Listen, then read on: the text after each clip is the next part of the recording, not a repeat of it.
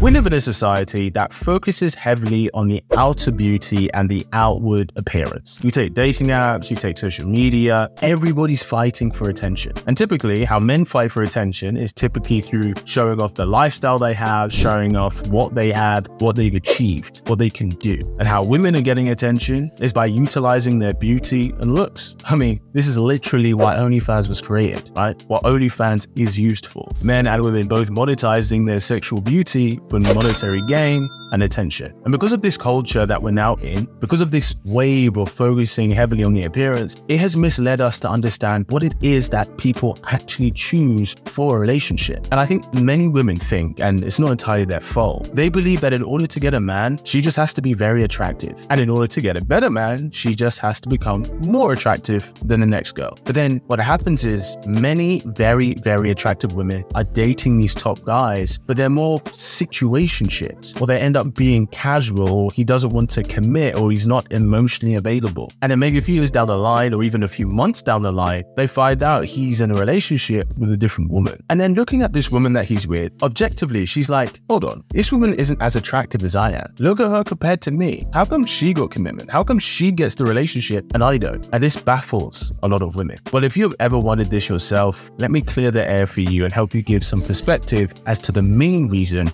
why this happens. Are there cases where other factors come in, like maybe he wasn't ready, maybe he was still healing? Sure, this can play a part. I don't disregard that. But this is circumstantial. We're going to be looking at when a guy is actively dating and why one woman gets the relationship and the other one may not, regardless of who's more attractive by societal standards. The difference between the women who are getting commitment, who may not seem as attractive in comparison, to the women who are very attractive, yet they only seem to get the short-term investment, is that those other women who maybe don't always shine in the looks department focus on providing value to the man's life outside of the sexual intimacy. The trap that a lot of very attractive women can fall into, which is partially not their fault because they're beauty privilege they're used to having in the world, and we all learn from our experiences, but because they're very attractive, they are so used to men giving what they want purely because they're attractive. That's the cold truth. If you're a very attractive woman and you've been a very attractive woman throughout your teenage into your young adult life, no doubt you've had guys wanting to do things for you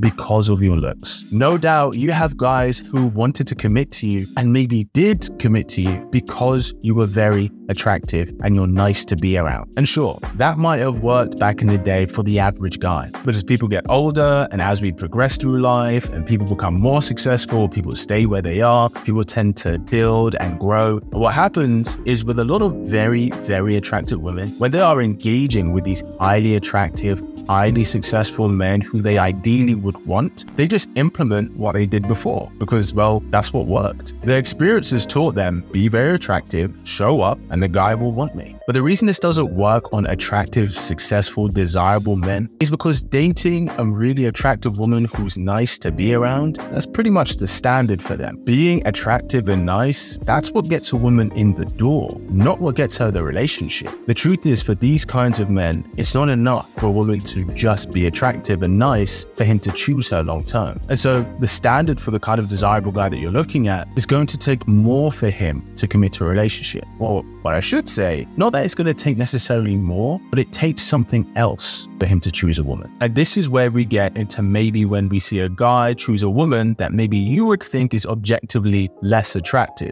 A man is looking for how a woman can provide value to his life outside of the sex and intimacy and romance. Do you help take care of his home when you're staying around his? Does he have an errand to run and you offer to do it for him? Are you a place of peace for him after a long week? Do you offer to pitch in and say, hey, let me do this for you? How do you make his life easier? How do you become an asset to his life? Focusing on looks and being pleasant to be around is great, don't get me wrong. But then how does that differentiate from every other attractive girl out there? If he's a desirable guy and he's a 1 in 50 or maybe even a 1 in 100 kind of man that you meet, he's going to be looking for something something different. And this is where maybe women who are, by societal standards, are a bit less attractive. This is where they thrive. In fact, it's precisely because they've never been the most attractive girl in the room, that's why they learn to shine in other ways. They've had to develop and have gotten used to adding value to a man's life outside of the looks department if she felt that that wasn't one of her strongest traits. If she wasn't going to be competing in the attractive arena for being the most attractive woman, then she's like, okay, well, I will make sure that I still look good to some degree, but I'm going to show my strengths and add value to whoever person I choose. Now, when it comes to choosing someone casual, men will choose the most attractive girl that they can get. Of course, that is true. But when it comes to choosing a partner, men will very happily compromise on looks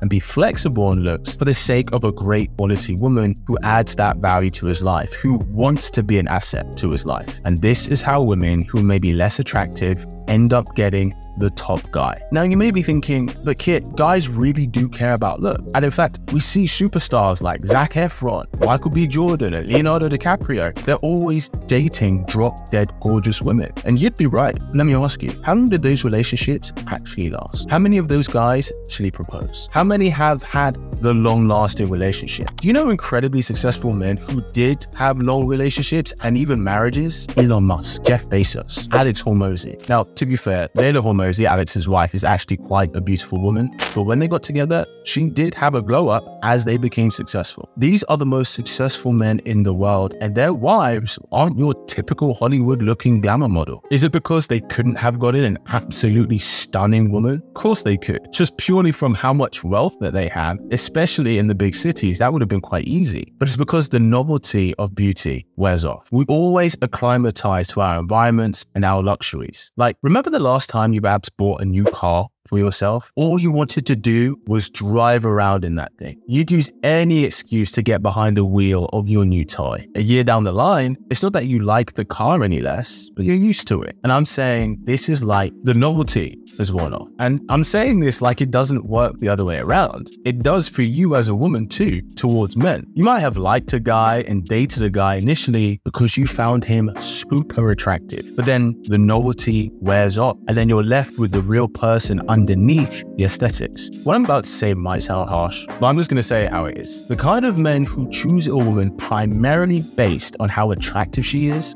a kind of man who is not used to being with attractive women. That's the truth. What desirable men of value learn through having a level of abundance with women is that when you acclimatize to someone's looks, you can still think they're attractive, but you are left with the person. You are left with the character. It's the same as when a woman chooses a man purely because of money. When you get used to the lifestyle he provides, you're left with the person and who they are. And we're no stranger to seeing the wife of a rich husband cheating on him with the pool boy. Looks can fluctuate, but a person's character, that's forever. And so when a man meets a woman who chooses to be the kind of woman who is a place of peace for him, who helps him out in his duties, who contributes to his life in ways that are tangible, she becomes invaluable to him. Because men notice when a woman is making an effort with helping him in his life. What happens when a man sees a woman that he likes making an effort? He wants to reward her with what she wants, because the masculine is generous, especially towards the feminine.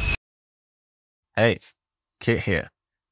I want to invite you into the Kit Angels community. Don't know what that is? Have a look for yourself. It might be something you want.